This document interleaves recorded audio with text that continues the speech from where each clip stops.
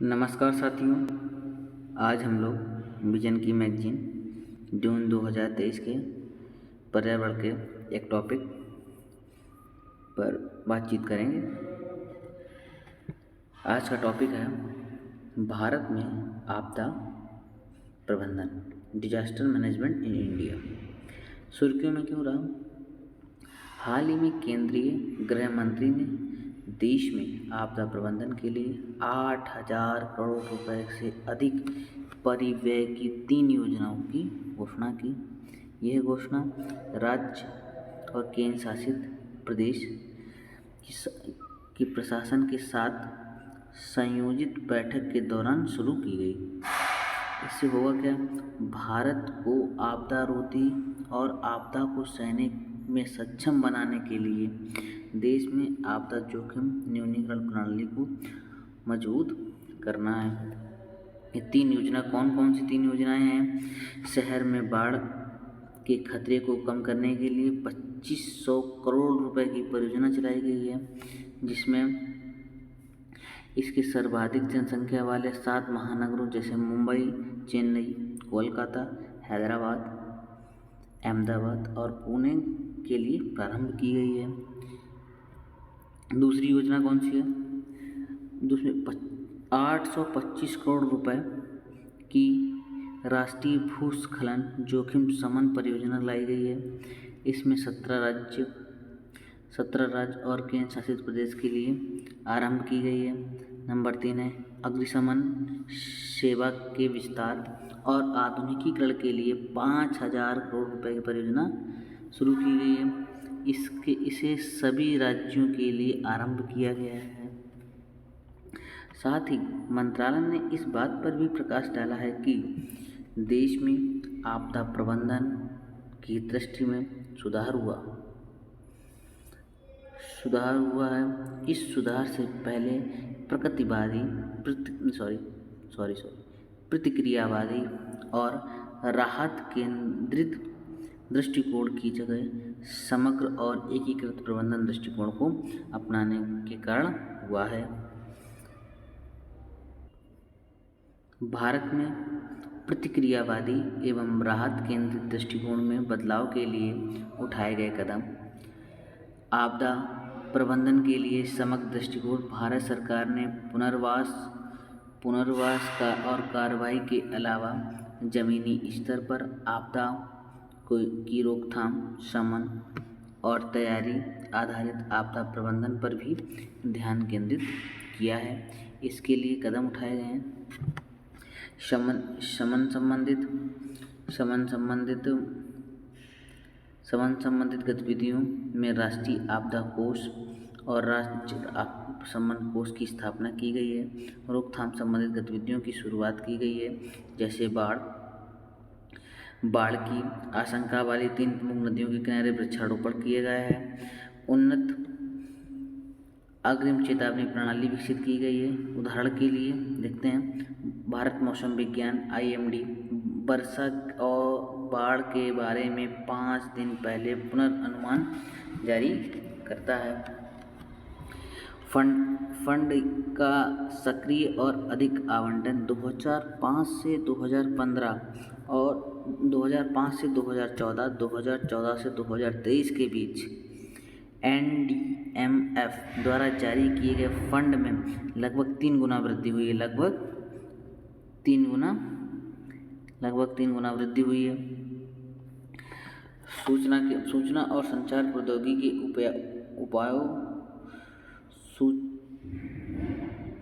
उपयोग को बढ़ावा देना है। सूचना टेक्नोलॉजी और संचार के उपयोग को बढ़ावा देना, टेक्नोलॉजी को बढ़ाना है। कैसे बढ़े? इसमें SMS के माध्यम से साझा चेतावनी प्रोटोकॉल, आपदा संबंधित सूचना प्रणाली पोर्टल एवं आपातकालीन प्रक्रिया सहायता प्रणाली शामिल है। जैसे अभी हाल ही में आपने देखा होगा कि अभी सभी के मोबाइल पर एक इमरजेंसी अलार्म मैसेज आया था। वो भारत सरकार द्वारा जारी किया गया था कि आपदा आने पर इमरजेंसी मैसेज सबको दिया जा सकता है कि नहीं दे सकता है। यह प्रणाली भारत में नहीं बल्कि संयुक्त राज्य अमेरिका, कनाडा, यूएसए और यूरोप, इंडिया, चाइना वहाँ अभी भी चल रही है, लेकिन भारत इसमें अग्रणी देश माना जा रहा है। केंद्र सरकार राज्यों के बीच सहयोग होना चाहिए। उत्तरदायित्व को लेकर विकसित होने से जमीनी स्तर की सामुदायिक भागीदारी होनी चाहिए। उदाहरण के लिए आपदा कार्रवाई हेतु सामुदायिक स्वयंसेवकों की प्रशिक्षण योजना आपदा मित्र के तहत उच्च जोखिम वाले 350 आपदा प्रवण जिलों में लगभग 1 लाख युवा स्वयंसेवकों को तैयार करने का लक्ष्य रखा गया है। आपदा संबंधित चुनौतियाँ क्या हैं? अकुशल समन्वयन, देश से अधिक एजेंसियों की मौजूदगी, एक से अधिक एजेंसियों की मौजूदगी, जैसे राज्य के स्तर पर एजेंसियाँ हैं, केंद्र स्तर पर एजेंसियाँ हैं, फिर दोनों स्तर पर एजेंसियाँ होती हैं, वो अपने अपने तरीके से करती हैं। इसमें क्या होता है, अक्सर ओवरलैपिंग की स्थिति उत्पन्न हो जाती है। जिला स्तर पर धीमी प्रगति, जैसे अभी तक 8 राज्यों की 87 जिलों में जिला आपदा प्रबंधन योजना अभी भी लंबित है। जोखिम न्यूनीकरण योजना में जलवायु परिवर्तन को पर्याप्त महत्व नहीं दिया जा रहा है। जलवायु परिवर्तन को जोखिम सम्मेलन योजना को तैयार करते समय जलवायु परिवर्तन को पर्याप्त महत्व नहीं दिया जाना, जैसे बाढ़, भूस्खलन, सूखा, चक्रवात जैसी आपदाओं के बारे में आने से पहले तीव्रता में वृद्धि हुई है। क्षमता निर्माण एवं प्रशिक्षण, अलग अलग आपदाओं के लिए विशेष इकाई गठित करने के लिए धन आवंटित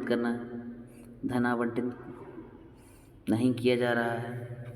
जैसे कि बाढ़ आई उसके लिए अलग धन आवंटित किया जाए, भूस्खलन हो गया उसके लिए अलग धन आवंटन किया जाए, सूखा पड़ गया उसके लिए अलग धन आवंटित किया जाए। अकुशल अग्रिम चेतावनी प्रणाली, हमारे पास जैसे कि इमरजेंसी में कुछ हो जाए उसके लिए चेतावनी प्रणाली नहीं है, उसी के लिए ये मैसेज डेवलपमेंट किया जा रहा है। आधारभूत संरचना में कमी है, सड़कें नहीं हैं पर्याप्त, संरचना नेटवर्क नहीं है, आपातकालीन सेवाओं का अभाव है। जोखिम अन्य मुद्दों की बात कर लें, आपदा जोखिम और तैयारी संबंधित उपायों के बारे में लोगों के बीच जागरूकता में कमी है। भवन निर्माण के लिए बनाए गए कानून को सही से लोग फॉलो नहीं कर रहे हैं। सही समय पर केंद्रीय सहायता उपलब्ध नहीं हो पा रही है। आगे की राह में बात करते हैं, हमें क्या करना चाहिए। समन्वय तंत्र को मजबूत करना चाहिए, इस जिम्मेदारियों को स्पष्ट करने तथा संचार को त्वरित लाइनों की स्थापना करने की आवश्यकता है। आपदा योजना में जलवायु परिवर्तन के प्रभाव को शामिल किया जाना चाहिए। सामुदायिक आधारित आपदा संबंधित तैयारियों को बढ़ावा देना चाहिए। प्रशिक्षण कार्यक्रम में मॉक ड्रिलिंग और अभ्यास आयोजित किए जाने चाहिए। मौसम की भविष्यवाणी, भूकंपीय निगरानी सहित अग्रिम चेतावनी प्रणाली में सुधार और विस्तार करने की आवश्यकता है। वहीं एक एजेंसी होती है CDRI, आपदा रोधी अवसंरचना के लिए गठबंधन। केंद्रीय मंत्रालय ने CDRI के साथ HQA पर हस्ताक्षर करने की मंजूरी दे दी गई है। HQA एक अंतर्राष्ट्रीय एग्रीमेंट होता है। वर्ष 2022 में मंत्रिमंडल ने CDRI को एक अंतर्राष्ट्रीय संगठन के रूप में मान्यता दी। यह मान्यता CDRI को संयुक्त राष्ट्र विशेषाधिकार और उन्नति कानून 1947 की धारा 3 के तहत अपेक्षित छूट, उन्मुक्ति और विशेषाधिकार प्रदान करने के लिए दी गई है। यह कानून संयुक्त राष्ट्र विशेषाधिकार और उन्मुक्ति पर अभिसमय को प्रभावी बनाने के लिए बनाया गया है। इस अभिसमय को संयुक्त राष्ट्र महासभा ने यह कानून संयुक्त राष्ट्र विशेषाधिकार उन्मुक्तियों पर अभिसमय को प्रभावी बनाने के लिए बनाया गया था। इस अभिसमय को संयुक्त राष्ट्र महासभा ने वर्ष 1946 में अपनाया था। संयुक्त चार्टर संयुक्त राष्ट्र और इसके अधिकारियों को यूएन के प्रत्येक सदस्य देश के राज्य क्षेत्र में कानूनी अधिकार, विशेषाधिकार, उन्मुक्तियां प्रदान करता है। यह यूएन को अपने कार्यों को करने तथा उद्देश्यों की पूर्ति के लिए आवश्यक है। अब धारा 3 के विषय में बात कर लेते हैं। धारा 3 क्या होती है? अधिनियम की धारा 3 में कहा गया है कि किसी देश में स्थित संयुक्त राष्ट्र के परिसर में उक्त देश द्वारा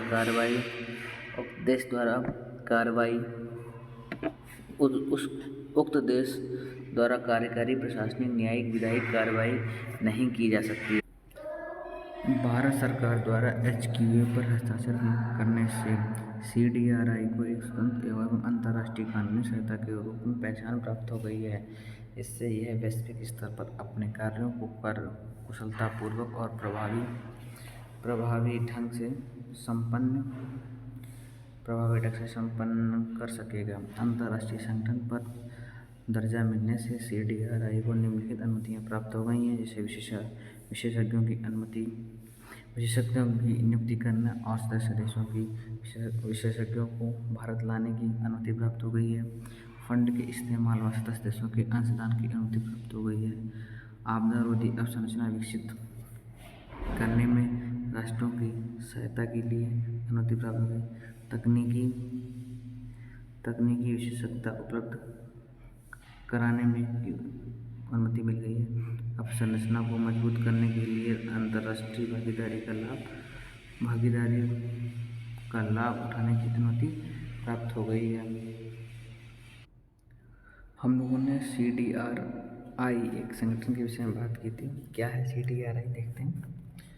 CDRI ये वर्ष 2019 में संयुक्त राष्ट्र जलवायु कार्रवाई शिखर सम्मेलन में न्यूयॉर्क में शुरू किया गया था।